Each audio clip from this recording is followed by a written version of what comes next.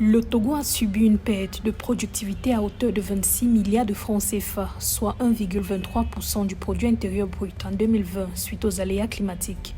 Les données révélées par le ministère de l'Environnement le 9 novembre, en prélude à la COP28 prévue du 30 novembre au 12 décembre 2023 à Dubaï, indiquent qu'au cours de la dite période, le pays a connu de fortes inondations avec des pertes de superficie cultivable estimées à 6 900 hectares, soit 9 000 tonnes de pertes de productivité.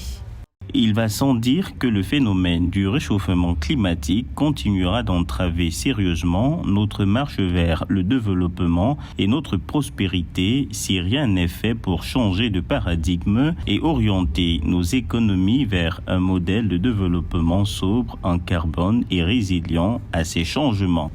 Selon le rapport 2022 de l'Agence nationale de protection civile ANPC, l'impact des aléas climatiques s'est accéléré dans le pays entre 2018 et 2020. Les populations affectées notamment par des inondations, des orages et des vents violents ont augmenté de plus de 700% entre 2018 et 2019, passant de 2 875 à 24 902 et ont atteint 45 361 entre 2019 et 2020. En outre, la part du secteur agricole dans le produit intérieur brut togolais a diminué en raison du changement climatique, passant de 37,3% en 2008 à 24,7% en 2021, selon la Banque africaine de développement. Le gouvernement togolais, avec l'appui financier des partenaires, doit améliorer sa politique d'urbanisation puisque les zones les plus frappées par cet aléa sont symptomatiques des déficits notables en matière d'urbanisation.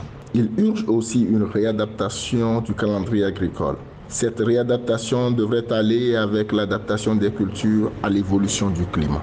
Le Togo devrait, dans de très brefs délais, résoudre le problème grâce à la politique de reboisement enclenchée quelques années déjà. Au niveau national, le pays doit continuer à améliorer son système d'alerte précoce afin de mieux anticiper et éviter les catastrophes. Au cours des dernières années, le Togo a renforcé son dispositif institutionnel en matière de lutte contre les effets du changement climatique. En mars 2023, le pays d'Afrique de l'Ouest a adopté un décret visant à stimuler le stockage du carbone.